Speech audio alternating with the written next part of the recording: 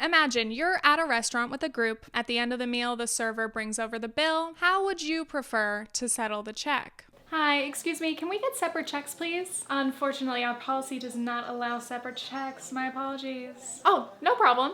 I don't mind using my card if everyone just pays me back. Oh, for sure, I'll Venmo you right now. Should we just split the bill evenly? Well, our entrees were all pretty different prices and some of us aren't drinking, so maybe we can just each pay for what we ordered? Okay, here's $40 for mine. You didn't even look at the bill. Yours was actually more like 45 plus tax and tip. Let's call it 57. Technically it's 56.75. If we're gonna do all this math, might as well be exact.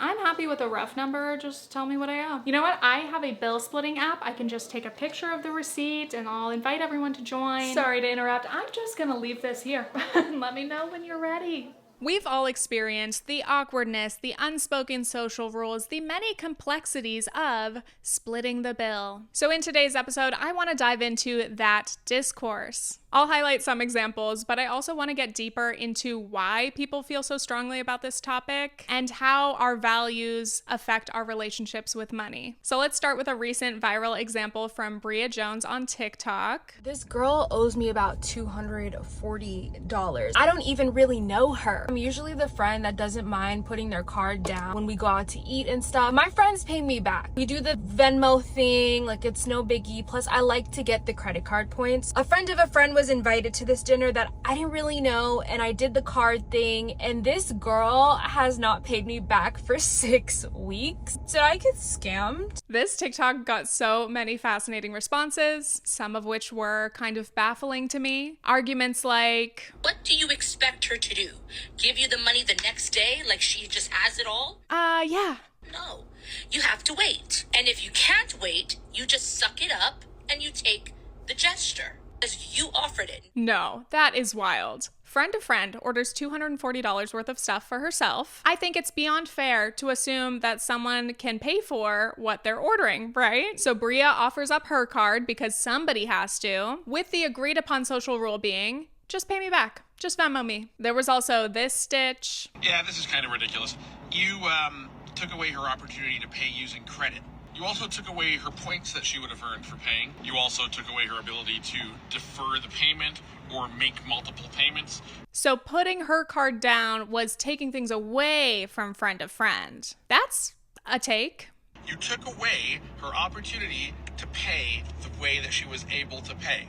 So for you to expect her to be able to instantaneously pay after you interfered in her finances, it's ridiculous. If friend to friend wanted or needed to pay with credit, she should have spoken up. Anyway, clearly it's easy to get into the arguments, the nitty-gritty of what each of us believe is right. People have all sorts of ways to approach group bills, intermingling money and friendship. And technically there is no correct answer. There's only things that are maybe more or less socially acceptable. There is so much nuance to explore. But before we continue, this portion of today's video is sponsored by Parade. I fully used to settle with boring, uncomfortable bras and underwear, often in the wrong size.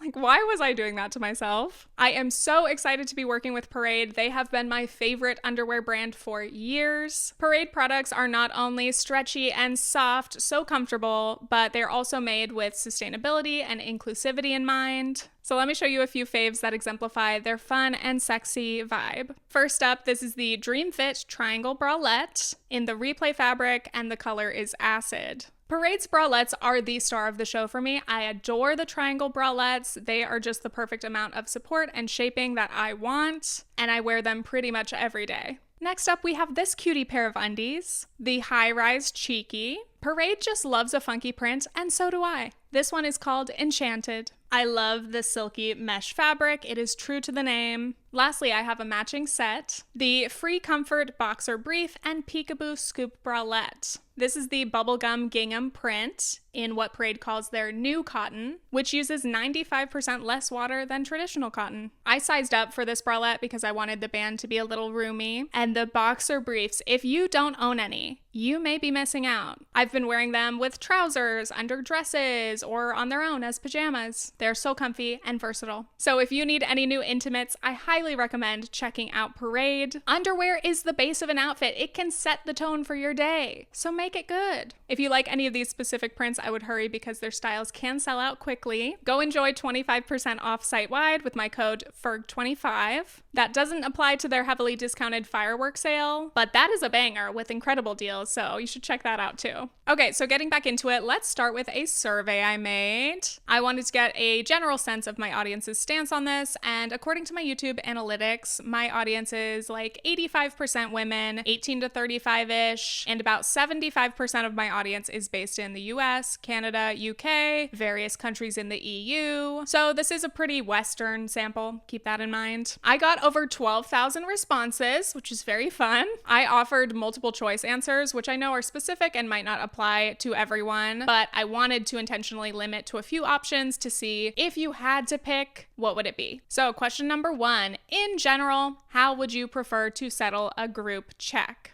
57% would prefer separate checks, 11% would put their card down, 20% would pay that person back, 10% would just put down cash to cover their portion. Then we have 0.6% who would be willing to cover the whole bill, their treat. And these responses don't surprise me. I think separate checks are nice because you don't have to mix money with anyone, just pay for yourself directly. I do think it's interesting though, for example, how existing financial technology plays a role. Like here in the US, the server brings the bill, someone puts down a credit card, they take it away, they swipe it at the machine, bring it back, then you sign the receipt, add the tip, etc. This is why many restaurants don't want to separate the checks because it can just be really time consuming with their computer systems. But in many other countries, they have table-side card readers. So the server brings it over, you don't have to give up your card, you just tap it yourself. And often these card readers let servers separate the check right at the table very easily. I've experienced that while traveling, and I definitely prefer that system, but it's kind of complicated because I guess here in the US with our tipping culture, some customers might feel weird if they were choosing their tip directly in front of their server. There's a lot to it. Cultural issues, tech issues. Anyway, question number 2. If only allowed one check, should we split the bill evenly or calculate what each person owes? 11% would prefer to split the check evenly, about 20% would prefer calculating the exact amount, and 69% say, let's roughly calculate what each person owes, but if it's off by a few dollars, that's fine. For this one, I think a lot of people would say their choice would depend on the context, depends on the type of restaurant. Like if you're eating family style, the dishes are shared, it might make more sense to split the bill evenly. Or if you're at a relatively cheap place and the cost difference isn't going to be much, people are going to be more okay with splitting. There can be very specific like cultural food values that go into this question, and things like whether you live in a more communal or individualistic society, but I'm going to touch on that later in this video. Question number 3, someone puts their card down and asks to be paid back. How would you go about that?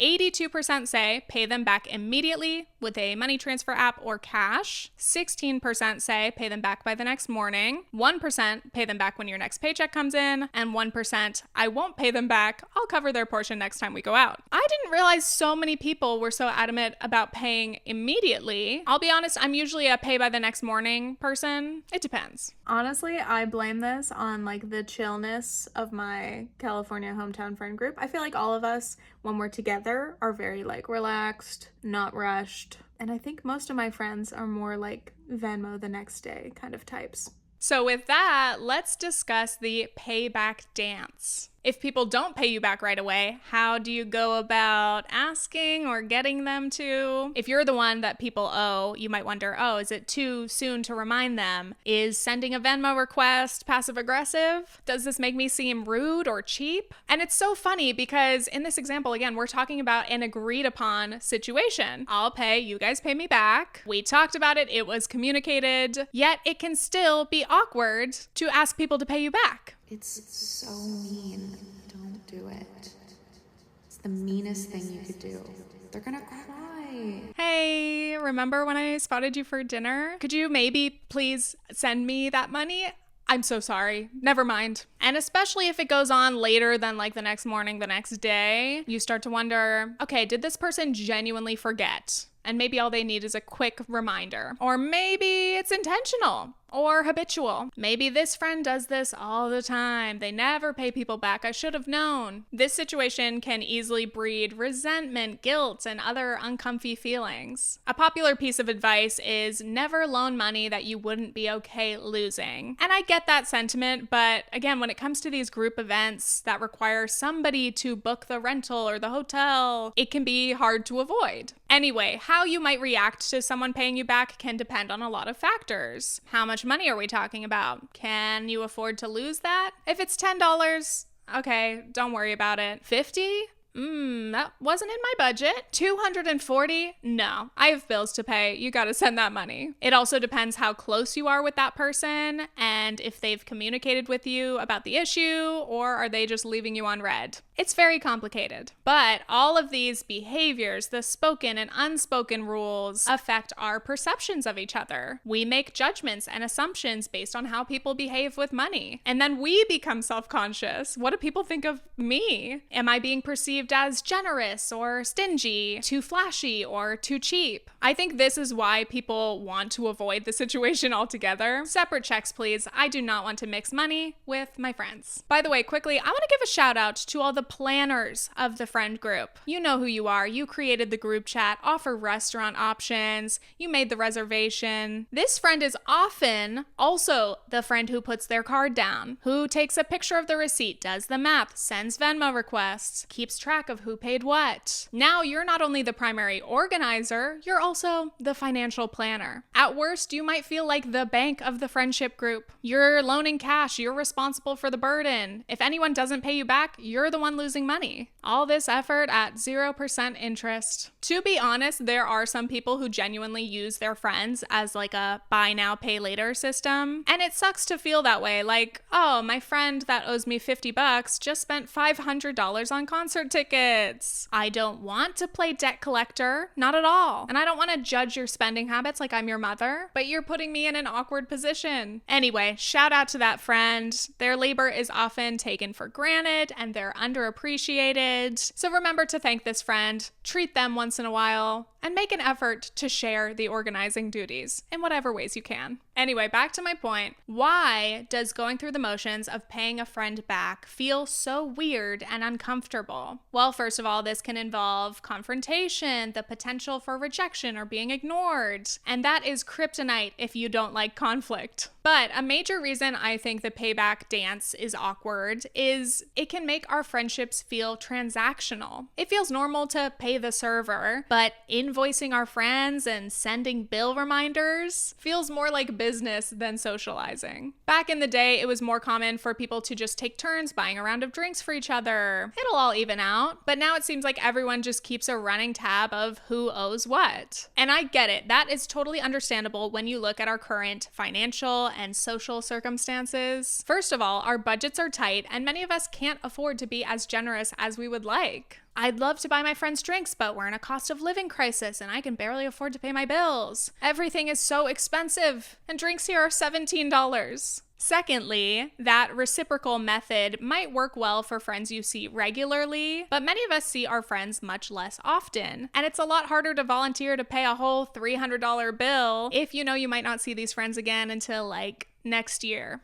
But I think a huge component of that transactional nature is due to the money transfer apps themselves. They are changing our behavior. Nowadays, most young people use Venmo, Zelle, and other bank-to-bank transfers so often it just becomes automatic. We're sending our roommates the rent, splitting the cost of groceries. These apps are super functional and very convenient. Now many of us find ourselves sending money back and forth constantly. But we're keeping things fair and even. You know, here's $19 for my movie ticket. And thank you for sending me $21 for tacos. This is from a New York Times article by Teddy Wayne. Thanks to Venmo, we now all know how cheap our friends are. Some Venmo users have observed a decline in magnanimity, hard for me to say that one, particularly for small purchases. I have a friend who's against Venmo because he believes it harms the norm of social reciprocity, said Zach Fuchs. He noted that a colleague might normally feel compelled to buy the next round of happy hour drinks, for instance, but with Venmo, he can just pay them back and be done. It's the difference between saying, I'll get it next time, and I'll Venmo you. Venmo is fascinating. For those of you who aren't familiar, it's practical, but it also has a performative angle as well. There's a news feed that shows what all your friends are paying each other back for. It is a way to see and be seen. Prove that you're out, you're doing things. Beer emoji, dance emoji. By the way, I highly recommend checking your Venmo privacy settings and changing everything to private. Unless you want everyone and their friends of friends of friends to know who you're sending money to all the time. But back to how these apps affect our relationships. Julia Falwell writes, we don't want to feel like our friends are keeping precise track of what we owe them and vice versa. It undermines our bond by turning a trust-based relationship into a transactional tit-for-tat relationship, where a friend offers to drive you home but expects reimbursement for gas. And here's a piece from Shivani Dubey. Growing up in a Desi family, I was raised on the notion that no personal relationship is transactional. You wouldn't hesitate to buy around or foot the bill provided you have the financial capacity to do so. I grew up watching family members and relatives race to grab the check as soon as it was set on the table, refusing to let guests pay. This is the mentality of many Asian households. Small gestures that show you've got their backs with no expectation of anything in return. As a society, I've noticed that we've started to orient away from a community mindset. We're becoming more hyper-individualistic by nature, which then leads to a transactional approach to every relationship we have. And as Shivani noted, this makes sense, again, when you consider how many people aren't earning enough and how high the cost of living is pretty much everywhere. But still, even with rough economic conditions, I think it's important to be aware of our habits and try to prevent ourselves from falling deep into petty financial behaviors. For example, Shivani referenced this tweet. I have a friend who has counted how many mozzarella sticks I had compared to what he had and divided the $10 appetizer accordingly. It's insane. I found this journal article about pettiness in social exchange. Unfortunately, full access costs $17, but here's a quote from the abstract. People dislike petty exchanges even when the petty amount given is more generous, such as a gift card for $5.15 rather than $5, suggesting that pettiness may in some instances serve as a stronger relationship signal than our actual benefits exchanged. Attentiveness to trivial details of resource exchanges harms communal sharing relationships by making even objectively generous exchanges feel transactional. And I thought that was so interesting. I actually went through my own Venmo feed to see if I do this or if I know anyone who does. And some of you might be thinking, well, why wouldn't I send the exact amount? If I owe you $50.29, I'll send that. On one hand, of course, technology like Venmo makes it super easy to send exact figures, whereas with cash, you might just round it to the next dollar. But again, this falls into those inexplicable, unspoken social rules. For whatever reasons, many people might perceive you as petty or stingy if you're too specific about amounts. It can feel like nickel and diming. So for future reference, apparently people would rather you send around $50 and just forget about the extra cents. Sociology is fascinating. Somewhat related to that, in my survey, I had a lot of anecdotes of people saying, some of the richest people I know are the most petty about money. Here's an example. I'm a low-income student at an Ivy League university on full financial aid. It's sort of an inside joke that the people who will ask you to pay them back immediately and calculate what you owe them to the cent are always the extremely wealthy trust fund kids. I was homeless most of my life, and my best friend happens to be the daughter of a late oil company founder. She gets money put in her account every month and will never have to work a day in her life, but if she covers a bill, she always expects to get paid back immediately. And I feel like that's so classic. Like, I've heard so many examples of people who have a rich friend who maybe pays for the group on a credit card. They get paid back from everyone, but then it turns out that their parents pay their entire credit card bill, so they didn't actually spend any money there, yet they get to pocket all of the extra money from their friends. Technically, is that wrong? I mean, I think so. It feels dishonest and misleading, and especially if you're a friend who's like broke or living on minimum wage, it just feels shitty to know that your friend literally just made a profit from going out to dinner. It's weird. So I wanted to know, is it true that poorer people tend to be more generous and that the wealthy are more stingy? I found these comments in the Guardian's Notes and Queries. Matt says, the poor are trying to encourage sharing. Why not? They've got little to lose. Bill says, the answer is obvious if you ask the question the other way around. Why are stingy people wealthy and generous people poor? Phil agrees. How do you think the poor became poor? Yes, famously, people become poor by giving all their money away, and people become wealthy by saving their pennies. No systemic factors in sight. Of course, as we know, the super rich become wealthy through exploitation and wealth hoarding, but there are sociological factors at play too, especially when it comes to their interpersonal relationships.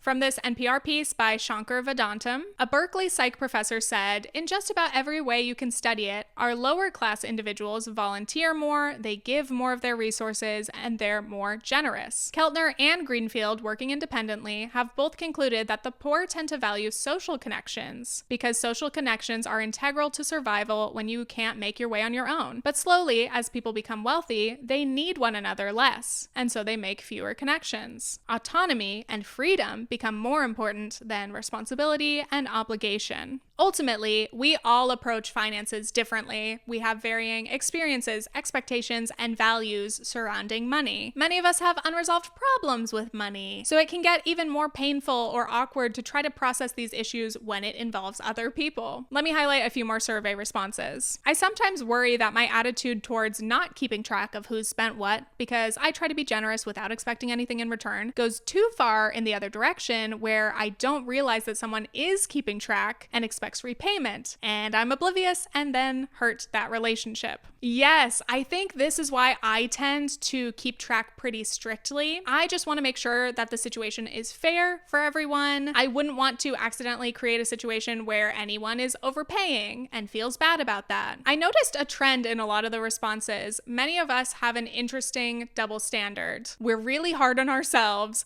but we're a lot more generous with friends. Or we love to give, but it's harder to receive gifts. Like this response. My general philosophy is if I cover the check and people are paying me back, they can pay me an estimate. But if I'm paying someone back, I want to be precise because I don't want to underestimate my portion. Yep, exactly. Like in my life, I'm more than happy to treat my friends to coffee. I do not want them to pay me that $7 back. Yet sometimes when they buy my coffee, my immediate instinct is to pay them back right away. And for me, I think this comes from never wanting to assume or feel like I'm taking advantage of someone. I don't want my friend to think, damn, Tiffany never paid me back. I also think because I grew up lower income, I internalized not wanting to be perceived as cheap or like I'm mooching off people. There is some level of pride. I just want to make sure I carry my own weight. Ever since I got a job and started to pay for myself and handle my own bills, I wanted to be independent. I wanted to prove that I could do it. It has taken years of practice to be more okay with people giving me gifts or paying for me. I think I also feel hyper aware because I've been very broke before. I've been very deep in debt. I would never want to risk throwing off someone else's budget. What if I thought this was a gift or that we were going to take turns, but they actually need that money back now? That's why for me, my instinct is usually that it feels safer to just pay everyone back exactly what I owe. Everyone's sending exactly what they spent, so the only person they can blame is themselves, and there isn't some funky unpaid debt hanging over our heads. But because I'm adamant about paying others back, it might make it seem like I really care about being paid back exactly, even when I don't. Does that make sense? It's a lot. This is why communication is key. I'm sure you're very surprised to hear me mention it this late in this video. I think it's a pretty simple concept, but obviously we have no choice but to talk about these things because we all have so many different experiences. There can be such huge disconnects between our values, our expectations, and sometimes we don't even realize that someone else can have such an opposing view on something. For example, if I were to go out for a friend's birthday dinner, the group would pay for the birthday person They would cover their meal. If we're going out for drinks, we're covering their drinks all night. That's the norm, right? In my particular American experience, it has been, but that's definitely not the norm everywhere. And that's actually something I learned from the survey. In fact, in Greece, it's expected that the person who invites a group out for their birthday or their party will pay the entire bill. One of my survey respondents said, "It's not so much the budget as the symbolism of wanting others to be there on your day and share your joy." Now, obviously, I am aware different cultures have different traditions, but I really would have guessed that the whole paying for the birthday person or the person you're celebrating was universal, and I was wrong. It was a good reminder, like, you can't make assumptions. It's always helpful to communicate about your expectations. Hey, it's Riley's birthday coming up. What budget is everybody comfortable with? We're going to this restaurant. Are we cool with collectively covering their bill? Should we all split a big expensive gift? For some, it might feel weird like spelling it out because they expect that again, that's the norm. But for others, they might be blindsided by a sudden expense, and then they're in the uncomfortable position of either being like, hey, I really can't afford this, I can't pay that share, or they're forced to overspend and like go into debt. It is so important to set boundaries and make your spending limits known, and then stick to them yourself, ideally. I don't think anyone should ever feel bad for having to say no to plans you can't afford. It is not worth it to put yourself into debt to try to keep up with your friends' lifestyles. But I get it. The wealth gap in relationships can be so hard to navigate. The gap itself can cause problems, but not acknowledging or discussing the gap makes it even worse. This is from a Guardian piece by Sheriden Smith. As the wealth gap widens, once solid relationships begin to buckle and cave under the pressure of all that is unsaid. Rather than tackle a situation that's difficult, they say nothing. You say no to plans without explanation. Your friends don't understand why you're bailing all the time, and then you stop getting invited, and then you feel hurt and they feel hurt. This can create conflict and break up friendships down the line. Many find it easier to just let the relationship go than confront the reality. And that is a shame. Of course, friendships can come and go. Sometimes you just grow in different directions. Even if you don't want to drift apart, it's so common for people to start gravitating toward people at similar income levels. And fighting that takes active resistance from both sides. We have to be honest with each other, and a huge part of that is talking about money. And hey, if someone is not willing to be mindful and considerate of your financial situation, it totally makes sense to move on. But often, we can make it work. Okay, so final thoughts. Researching this topic has actually made me rethink my own relationships and the way that I've been going about things. I still think there's definitely a time for splitting expenses. Like, I love the app Splitwise for group trips. You keep track of a lot of things, who paid what, you settle it all at the end. That's great. There's also that app that's great for splitting restaurant bills. It's called Tab. And these are tools, they're very useful. They come in handy. But overall, researching this has shifted my philosophy about this. It's inspired me to have these specific conversations with my friends, check in and be like, hey, do you prefer when we just pay our share, or would you like to take turns depending on what we're paying for? Because I'm sure among different friends or different groups, we're all gonna have different thoughts on it, but at least we're having the conversation. We're opening the dialogue. In general, I really want to resist the instant Venmo instinct. I want to practice the art of my treat. I got this one. Again, even if it's small, a coffee, a cheap drink, it's not really about the amount. I think it's more about getting in that practice of being generous and being willing to, again, give things without expectation. No friendship or relationship is ever going to be 50-50 in terms of money spent, effort, time. Relationships cannot be quantified. They cannot be perfectly balanced. But there are ways to show people you care and that you value spending time with them. Ultimately, what's nice about treating someone to something is that it's about building a sense of community and reciprocity. There are a lot of ways to show that you're invested in a relationship or signal your desire to hang out again. Hey, I got this one. I'll see you next time. Let's make those plans. And it doesn't always even have to be financial. I also want to prioritize more free or really cheap activities with my friends. I just want time to hang out, to play, be silly, walk around. It doesn't have to be an expensive event every time we see each other. I actually wrote another few sections related to this, like how we battle loneliness with overspending when it comes to socializing, but that's gonna have to be saved for a future video. So I really hope you enjoyed this one. I had a lot of fun writing it. Thanks again to Parade. Next time you're looking for some bras and undies, check them out and use code FERG25 to get 25% off site-wide. And now I want to give a shout out to my sweet, sweet patrons. I create some bonus content updates on my Patreon, and I appreciate the support very much. And extra thanks to my executive producer tier. We have Abby Hayden, Chloe Noel, Dalek Mems, Freshly Laundered, Ivy Adam, Jackie King, Jill Hoffman, Matthew Gray, Megan Collins, Megcat33, Morgan Tisa, Nicole Louise, Sarah Kemi, and Stevie May. Thank you so much again, especially for making it to the end of the video, and stay tuned for future internet analysis videos. Okay, thanks, bye!